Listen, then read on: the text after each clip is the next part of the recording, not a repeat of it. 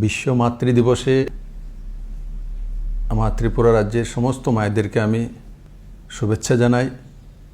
আর সর্বোপরি ত্রিপুরেশ্বরী মায়ের এই পুণ্যভূমি, আমাদের এই মাতৃভূমিকে আমি প্রণাম জানাই। বন্ধুরা, করোনার সঙ্গে কিভাবে নিজের জীবনশৈলীকে তৈরি করতে হয় ত্রিপুরাবাসী সেটা শিখে গেছে। তার সঙ্গে সঙ্গে আমাদেরকে কিছু কিছু নতুন আদব কায়দাও শিখতে হবে। অপপ্রচার থেকে দূরে থাকতে হবে। সোশ্যাল মিডিয়াতে অনেক ধরনের আবিষ্কারক তৈরি হয়ে গেছে, নতুন নতুন কিছু আবিষ্কার করে দেবেন। কেমন যে করোনা পজিটিভ যদি কোনো ব্যক্তি হয় তো হাওয়া তো আরেকজনের হয়ে যাবে। করোনা পজিটিভ ব্যক্তির আশপাশের সংস্পর্শে আসলে হয়, তার জন্য সোশ্যাল ডিস্টেন্সিং মেনটেন করা। হাওয়াতে করোনা হয় না। আমি গত 2-3 দিন যাবৎ লক্ষ্য করছি, যখনই আমাদের 138 নম্বর ব্যাটালিয়ন এবং 86 ব্যাটালিয়ন বিএসএফের জওয়ানদের মধ্যে 135টি করোনা পজিটিভ কেস যখন এসছে, তখন সারা রাজ্য জুড়ে বিভিন্ন অপপ্রচার শুরু করেছে। করোনা এমন কোনো কিছু নয়, ওনার হাওয়াটা ওইখানে লাগলে হয়ে যাবে আরেকজনের। শুধু সংস্পর্শে না আসা, তার জন্য যারা চিকিৎসক বা স্বাস্থ্যকর্মী পিপিএ কিট নিয়ে ওনাদের স্বাস্থ্যসেবায় রত আছেন। বাকি কারোর অসুবিধা নয় তাতে। আমি এখানে বসে আছি, তো আমার রাস্তা দিয়ে কেউ করোনা পজিটিভ গেছে, তার জন্য আমার করোনা পজিটিভ হয়ে যাবে, সম্পূর্ণ ভ্রান্ত ধারণা। আমরা সবাই জানি প্রথম দিন থেকেই যে সোশ্যাল ডিস্টেন্সিং মেনটেন করা, একসঙ্গে জড়ো না হওয়া, বাজারে ভিড় না করা। আর মাননীয় প্রধানমন্ত্রী যেটা বলছেন যে 2 গজ দূরে থাকা, বাস তবে আমি সুরক্ষিত। যদি কোনো করোনা পজিটিভ ব্যক্তিও এখানে আছেন, কোনো রুমে থাকেন, তার থেকে 2 গজ দূরে আমি আছি, তো তার সংস্পর্শে আসার কোনো চান্সই নেই আমার। ওনার গায়ে যে হাওয়া লাগবে সেটা জানলা দিয়ে বেরিয়ে আরেকজনের হাওয়া লাগলে সে করোনা হয়ে যাবে, সম্পূর্ণ ভ্রান্ত ধারণা। কোনো সায়েন্টিস্ট সেটা বলেনি, WHO সেটা বলেনি। তার জন্য ভ্রান্ত ধারণা থেকে বেরিয়ে আসা, আর নাহলে এই ভ্রান্ত ধারণা আমাদের জন্য নতুন বিপদ ডেকে আনবে। আমি লক্ষ্য করেছি ভগৎ সিং যে হস্টেল আছে সেখানে আমরা কোয়ারেন্টাইনের এবং COVID-19 ব্যবস্থা করেছি, কারণ সেটা জিবি হসপিটালের সঙ্গে। আর এত বড় মাত্রায় সুন্দর ইনফ্রাস্ট্রাকচার আশপাশে নেই। তো আজকে কিছু লোকজন ওখানে পৌঁছে গেছেন যে এখানে COVID-19 পেশেন্ট যদি থাকে, কোয়ারেন্টাইন সেন্টার যদি হয়, তাহলে আমাদের করোনা হয়ে যাবে। করোনা ওদের কারণে হবে না।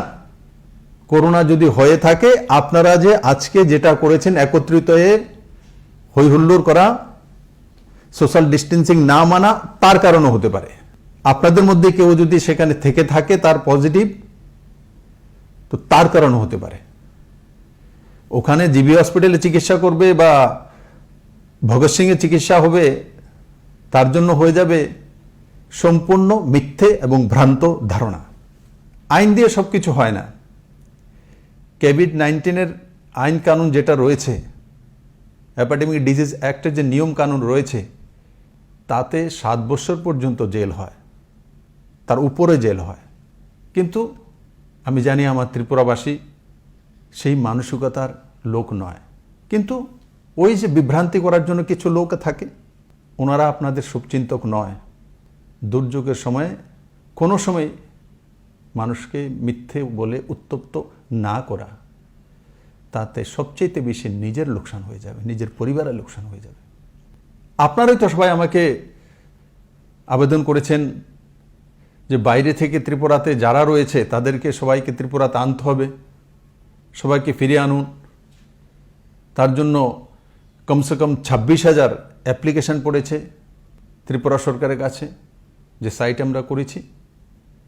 এখন যারাই তো আসবে ব্যাঙ্গালোর থেকে, চেন্নাই থেকে, মুম্বাই থেকে, দিল্লি থেকে, কলকাতা থেকে, গুয়াহাটি থেকে, ওরা তো ট্রেনে আসবে।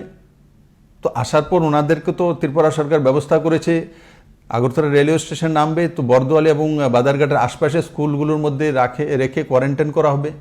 সেখানেও জনতা কিছু প্রশ্ন তুলেছে যে এখানে কোয়ারেন্টাইন করলে আমাদের করোনা হয়ে যাবে। আরে ভাই, কিভাবে করোনা হয়ে যাবে? ওখানে রাখা হবে, আপনারা যাতে সুস্বাস্থ্যের অধিকারী থাকতে পারেন তার জন্যই রাজ্য সরকার সিদ্ধান্ত করে যারা বাইরে থেকে আসবে 1-2 দিন তাদেরকে সেই স্কুলের মধ্যে রাখা হবে এবং রেখে তার স্যাম্পল নেওয়া হবে। স্যাম্পল যখন নেগেটিভ আসবে তখন তাকে ছাড়া হবে। তো তাকে তো এক জায়গায় রাখতে হবে সরকারকে আশপাশে। আর কোথাও আমি বারবার বললাম তার মধ্যে সবাই মিলে সাহায্য করুন। তাহলে এই যে বড় মাত্রা 26-27 হাজার লোক আসবে ত্রিপুরার, আমাদেরই তো কেউর ছেলে, কেউর মেয়ে, কেউর মা, কেউর বাবা, কেউ হয়তো বা চিকিৎসার জন্য ক্যান্সারের পেশেন্ট মুম্বাই ক্যান্সার ইনস্টিটিউশনে গিয়েছেন, কেউ তো বা বেলুরে চিকিৎসার জন্য গিয়েছেন, কেউ তো অ্যাপোলোতে চিকিৎসার জন্য গিয়েছেন, কেউ তো ধার্মিক কোনো কারণে মন্দির মসজিদ দর্শনের জন্য গিয়েছেন। আমাদেরই তো লোক। আপনার পরিবারের না হতে পারে, আপনার পার্শ্ববর্তী যে পরিবারটা আছে তার ছেলে মেয়ে হতে পারে। আমি আশা করি আমার সারা ত্রিপুরা রাজ্যে কোনো জায়গাতে কোনো ত্রিপুরাবাসী কেউ কাউকে বাধা দেবে না। হোম কোয়ারেন্টাইন আজ প্রথম শব্দ নয়। 29 জানুয়ারি থেকে ত্রিপুরাতে স্ক্যানিং শুরু হয়েছে এয়ারপোর্টে, বর্ডারে। 144 জারি হয়েছে 16 মার্চ থেকে। কোয়ারেন্টাইন শব্দটার সঙ্গে আমরা পরিচিত আজকে নয়। বিভিন্ন জায়গাতে হোম কোয়ারেন্টাইন করা হয়েছিল যাদের সিমটোমেটিক ছিল না, জ্বর ছিল না, কাশি ছিল না, কিন্তু বাইরে থেকে এসছে, ট্রাভেল হিস্ট্রি রয়েছে, তো বাড়িতে রয়েছে 14 দিন, ও তার বাড়ির সামনে দপ্তর থেকে লাগিয়ে দেওয়া হয়েছে, হেলথ দপ্তর থেকে, যে কোয়ারেন্টাইনে রাখা হয়েছে ওনাদেরকে। এটা তো নতুন কোনো কিছু নয়, এই প্রথম হচ্ছে তেমন নয়। আজকে এই ব্যবস্থা 46 ডেজ হয়ে গেছে। তাই আমার বন্ধুরা, কোনো মতেই সেটা না করা। আমি কিভাবে আমার রাজ্যের লোককে এখানে আসতে দেব না? আপনারাই তো বলেছেন নিয়ে আসুন। আপনারাই আমাকে সিএম রিলিফ ফান্ডে টাকা দিয়েছেন, আর সেই টাকা দিয়ে তাদেরকে বিভিন্ন জায়গা থেকে ট্রেনে আনার ব্যবস্থা রাজ্য সরকার করছে। আর তার সঙ্গে সঙ্গে ত্রিপুরা থেকে যারা যাবে অন্য রাজ্যে, সেটাও চিফ মিনিস্টার রিলিফ ফান্ড থেকে দিয়ে তাদেরকে তাদের স্বরাজ্যে ফেরত পাঠানোর ব্যবস্থা। তো এই ব্যবস্থাকে আমরা কোনো মতেই কাউকে ভাঙতে দেব না। একে অপরের প্রতি সহানুভূতিশীল থাকতে হবে। আমরা ওই মাটিতে জন্মগ্রহণ করেছি যেই মাটি বলে অতিথি দেব ভব। আর ওনারা তো আমার রাজ্যের বাসিন্দা। আজকে কল্পনা করে দেখুন, যদি আপনার ঘরে যদি কোনো পজিটিভ কেস পাওয়া যায়, তবে কি আপনি ত্রিপুরা ছেড়ে চলে যাবেন? আপনাকে কেউ কি গৃহবন্দী করে দেবে? আপনাকে কি বলবে যে এখান থেকে উঠে চলে যান, বাড়িতে থাকতে পারবেন না? না বন্ধু, এটা করা উচিত না। আর আমার পূর্ণ বিশ্বাস আপনারা করবেনও না। হয়তোবা আপনাদেরকে কেউ বিভ্রান্ত করেছে, তার জন্য এটা হয়ে গেছে। আমরা সোশ্যাল ডিস্টেন্সিং মেনটেন করব। যারা বাইরে থেকে আসবে, ট্রাভেল হিস্ট্রি থাকবে, জানকারি দিয়ে দেওয়া। জানকারি যদি কেউ লুকিয়ে রাখে সেটা অন্যায়, তাহলে তার উপরে কেস হবে। পেছনে ট্রাভেল হিস্ট্রি রয়েছে, বাড়িতে বসে থাকবে, সেটা অন্যায়। এমন যদি হয় তাহলে স্বাস্থ্যকর্মীকে জানকারি দিন, অ্যাডমিনিস্ট্রেশনকে দিন, লোকাল জনপ্রতিনিধিকে দিন। কিন্তু যিনি বলেছে আমার ট্রাভেল হিস্ট্রি রয়েছে, ওনাকে আমরা তিরস্কার করব, সে তো সেই পরিবারের সঙ্গে অন্যায় হয়ে যাবে। আর ত্রিপুরাতে এই যে 135টি কেস হয়েছে বিএসএফের, এসিমটোমেটিক, এরা খুব কম সময় বাড়িতে ফিরে যেতে পারবে। একটি পেশেন্টও ডিটোরেট করেনি। সবার মধ্যে করোনা ভাইরাসের পরিমাণ কম। এনারা অতি কম সময়ের মধ্যে সুস্থ হয়ে বাড়িতে বা নিজের নিজের জায়গায় ক্যাম্পে যেতে পারবে, সেটাই আমি আশা করি। আর এটাই হবে। করোনাকে ভয় পেলে হবে না, করোনা যেন আমাদেরকে ভয় পায় তার ব্যবস্থা করা। আর সাহসী ত্রিপুরার মানুষ যারা নতুন ইতিহাস তৈরি করে দেয়, আজকে করোনা মোকাবেলায় আপনাদের কারণে ত্রিপুরা একটা বিশেষ স্থানে দাঁড়িয়ে আছে। আপনাদের স্বতঃস্ফূর্ততার কারণে আমাদের এখানে অপোজিশনের যে লিডাররা রয়েছেন, যারা আমার সদলীয় লিডাররা রয়েছেন, যারা অ্যাডমিনিস্ট্রেশনে রয়েছেন, যারা পুলিশ বিভাগে রয়েছেন, যারা এসেন্সিয়াল কমোডিটির যে বিভাগগুলো তার মধ্যে রয়েছেন, সর্বোপরি স্বাস্থ্যকর্মীরা, ডাক্তাররা কত সুন্দরভাবে মোকাবেলা করেছেন। ভারত সরকার প্রশংসা করেছে ত্রিপুরার মানুষের, ত্রিপুরার ব্যবস্থা। এই প্রশংসার হকদার আপনারা। তার জন্য কোনো মতেই যাতে ত্রিপুরার সম্মানের হানি না হয়, ত্রিপুরার কোনো ব্যক্তির বা তার পরিবারের সম্মানের হানি না হয়, সেটা আমাদের পরম দায়িত্ব। ইয়াদ করুন, আমি প্রথমবার যখন আপনাদের সামনে এসেছিলাম বলার জন্য, করোনার প্রকোপ যখন শুরু হয়েছে, তখন আমি বলেছিলাম আপনার বাড়ির পাশে কোনো ব্যক্তি গরিব আছেন, তার কাছে চাউল নেই, সরকারের চাইতে আপনি বেশি জানেন, আপনি সহযোগিতা করুন, হাত বাড়িয়ে দিন, 1 কিলো চাউল পৌঁছে দিন। আমি দেখেছি, আমি কল্পনাও করিনি যে ত্রিপুরা রাজ্যে এমন কোনো জায়গা নেই স্বতঃস্ফূর্তভাবে মানুষ মানুষকে সাহায্য করছে এত বড় মাত্রায়। তারপর আবার সিএম রিলিফ ফান্ড এত বড় মাত্রায় ডোনেট করা। অনেক সরকারি কর্মচারী নিজের বেতন থেকে পয়সা দিয়েছেন, অনেক অর্গানাইজেশন একসঙ্গে করে দিয়েছেন। আর সেগুলো যারা ত্রিপুরাতে অসুবিধা রয়েছে তাদের সুবিধা দেওয়ার জন্য রাজ্য সরকার বিভিন্ন স্কিম করে আবার পাঠিয়ে দিচ্ছে। কোনো মতেই বন্ধুরা, এই বিভ্রান্তকারী যে ষড়যন্ত্রকারীরা রয়েছে, যারা সোশ্যাল মিডিয়ার মাধ্যমে বিভ্রান্ত তৈরি করে বা টেলিফোন করে বিভ্রান্ত তৈরি করে দেয়, এদেরকে চিহ্নিত করুন। এরা অসামাজিক লোক। আমি আবারও বলবো জোরহাত করে আপনাদেরকে, কারোর করোনা পজিটিভ পাওয়া গেছে বা ভগৎ সিং হস্টেলে করোনা পেশেন্ট থাকবে, তার জন্য তার আশপাশে এমন কোনো বাড়িঘরও নেই, 2 গজ ডিস্টেন্স হলেই পর্যাপ্ত। 2 গজ, সেখানে তো লম্বা ডিস্টেন্স রয়েছে। তার জন্য মতিভ্রম না হওয়া, বিভ্রান্ত না হওয়া। বন্ধুরা, আমাদেরকে এই করোনার প্রকোপের মধ্যে দিয়ে সারভাইভ করতে হবে। আমাদের ঘরে চাউল থাকতে হবে, ডাল থাকতে হবে, সবজি থাকতে হবে। আর তার ব্যবস্থা করার জন্য রাজ্য সরকার একটা নতুন স্কিম তৈরি করছে। আমরা ইন্ডাস্ট্রি তৈরি করব, সেখান দিয়ে ধোঁয়া উঠবে, ওর নতুন নতুন কোম্পানি আসবে, ইন্ডাস্ট্রিয়াল জোন তৈরি হবে। এগুলো যখন হবে হবে, এখন সবাইকে জোর দিতে হবে প্রাইমারি সেক্টরে। স্বয়ংসম্পূর্ণ পরিবার, স্বয়ংসম্পূর্ণ গ্রাম। তার জন্য প্রতিটি বাড়িতে সবজির খেতি করতে হবে।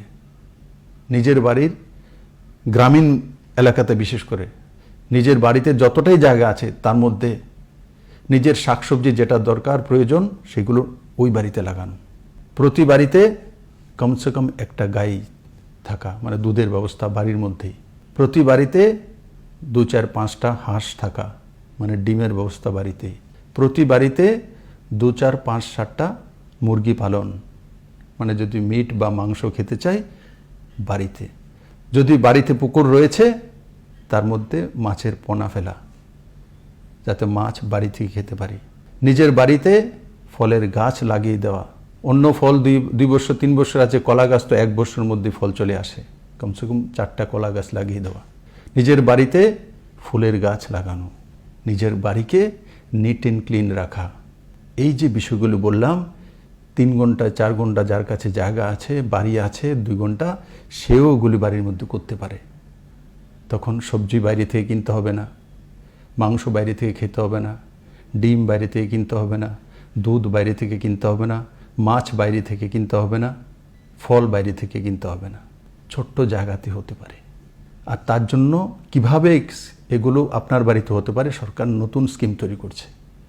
এখন দরকার কি হবে আপনার কাছে? চাউল লাগবে, ডাল লাগবে, তেল লাগবে, লবণ লাগবে, মানে নুন লাগবে, বাকি আরও মশলা বগেরা লাগবে। তার জন্য উপার্জন চাই। বড় মাত্রায় মনরেগার কাজ করার ব্যবস্থা রাজ্য সরকার করছে। তারপর অন্যান্য আরও কিছু স্কিম দিয়ে যাতে আপনাদের কাছে অতিরিক্ত কিছু পয়সা পৌঁছে যায় তার ব্যবস্থা করবে। আমাদেরকে বেঁচে থাকতে হবে। বাস এখন আর্থিক মন্দা আসবে, বেঁচে থাকার জন্য প্রথম ডাল ভাত লাগবে, এগুলোর ব্যবস্থা করা। তার জন্য রাজ্য সরকার প্রাথমিক সেক্টরে এখন কাজ করবে। আপনারা যাতে বাড়িতেই স্বয়ংসম্পূর্ণ থাকতে পারেন সেই দেশাতে কাজ করবে, আর কাজ করা শুরু করেছে। আমি আশা করি আমার সমস্ত ত্রিপুরাবাসী প্রাথমিক সেক্টরে এভাবে নিজের নিজের বাড়ির মধ্যে স্বয়ংসম্পূর্ণ হয়ে যাবে। উইদিন 6 মান্থ তো স্বনির্ভর গ্রাম তৈরি হয়ে যাবে। আর তারপর যেটা আমাদের লক্ষ্য, যে ছোট ছোট ইন্ডাস্ট্রি, ছোট ছোট কারখানা, এগুলো আমরা তৈরি করব, সেই দিশাতেও যাব। কিন্তু আগে নিজের জীবনকে বাঁচিয়ে। আর জীবন বাঁচার জন্য কি চাই? খাদ্য চাই, জল চাই, আর সঙ্গে যেটা বস্ত্র হোক, দৈনন্দিন জীবনের যেগুলো লাগে, এগুলোকে আমাদের প্রথম নিজের কাছে সুরক্ষিত রাখতে হবে। সরকারকে সেইভাবে পলিসি তৈরি করতে হবে। আমি বিভিন্ন সাজেশন চেয়েছিলাম, লকডাউন থেকে কিভাবে উঠব, কি করতে হবে, ইকোনমি কি হবে, অনেক সুন্দর সুন্দর সাজেশন আপনাদের কাছ থেকে পেয়েছি আমি। এগুলোই কাজে লাগিয়ে আমি আজকে আপনাদেরকে বলছি যে বেশিরভাগ লোক কি চাইছে, কি বলছে। করাপশন যারা করে তাদের জন্য একটা হোয়াটসঅ্যাপ নাম্বার দিয়েছিলাম যে 24 ঘন্টার মধ্যে কাজ হবে, কিন্তু সঠিক হতে হবে, না হলে আমাকে এক্সামাইন করতে হয়। কোনো বদ উদ্দেশ্যে নিয়ে পাঠালে সরকার তার মধ্যে রিয়েক্ট করবে না, সঠিক তথ্য নিয়ে পাঠালে সরকার তুরন্ত রিয়েক্ট করবে। এটা আপনাদের সরকার। আমি আশা করি আমার সমস্ত ত্রিপুরাবাসী এক পজিটিভ ভাইব্রেশনের সঙ্গে যারাই এই করোনার প্রকোপে আসবে তাদের জন্য প্রার্থনা করবে, দোয়া করবে, কত কম সময়ে তারা সুস্থ হয়ে আসতে পারে।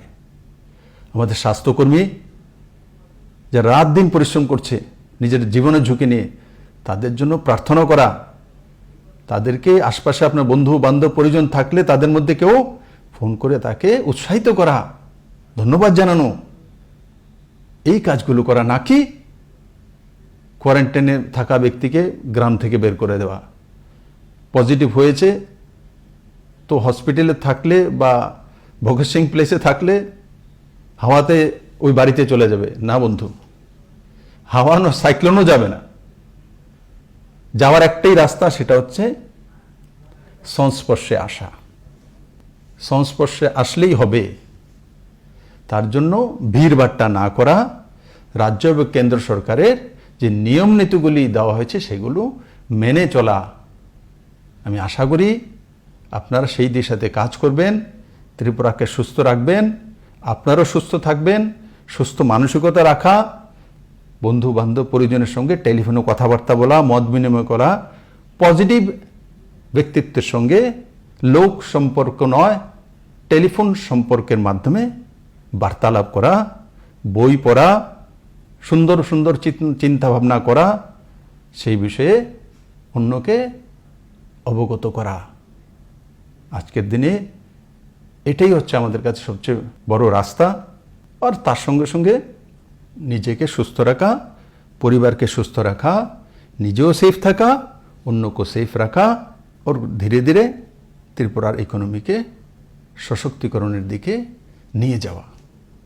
আমি আশা করি আপনারা সবাই মিলে ত্রিপুরাকে জয়ী করবেন, করোনাকে পরাজিত করবেন, আর অতিথি দেব ভব সেই মানসিকতা নিয়ে যারা যারা ত্রিপুরার বাইরে থেকে ট্রাভেলিস্টে নিয়ে আসবেন তাদেরকে সহযোগিতা করা, নিজেকে সেফ রেখে সহযোগিতা করা, সোশ্যাল ডিস্টেন্সিং মেনটেন করে সহযোগিতা করা, এটাই আমি আপনাদের কাছে প্রার্থনা করব।